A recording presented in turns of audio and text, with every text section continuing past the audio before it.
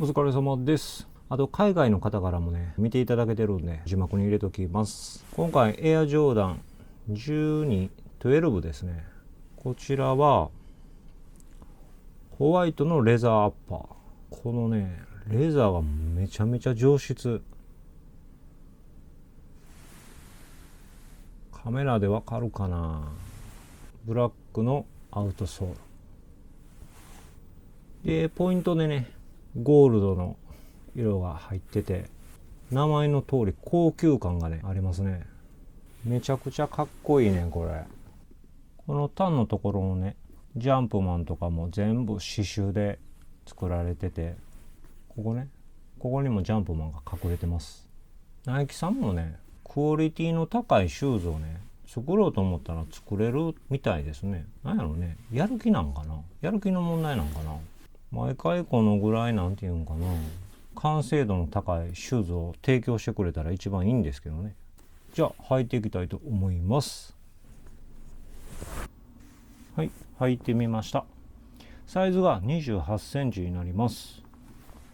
まあ28、僕は測長が26なんでプラス2センチしてますんで、まあそのきつくなることもないし結構ゆったり履けます。ジャストサイズで履きたい場合は 27.5、 多分プラス 1.5 センチでジャストサイズにはなってくると思います。いいですね、履き心地もいいですね。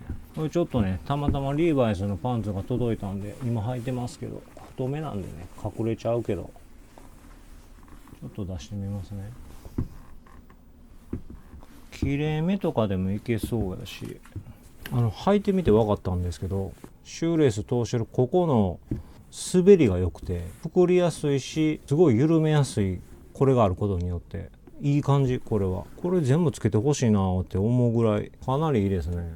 これはねほんまにおしゃれな人が多分履きこなすタイプやと思いますね。僕ちょっとこれ履きこなせないかもしれない、良すぎて。こういった感じの靴はあんまり履いたことがないっていうか、どう合わせたらいいのかちょっと今んとこわからないんで、かなりいいですよこれ。気になってる人がね実物見たらちょっと感動すると思います。高級感というか完成度が高いというか、またシンプルで使いやすいしね。あと次回なんですけど、ナイキ .com から選ばれたナイキメンバーに特別な機会をっていうことでね、このナイキエアセッシュシューズ13,200円、こいつをね購入することができたんで、明日か明後日かに届くと思うんで、また届いたら紹介します。また見に来てください。さよなら。 See you.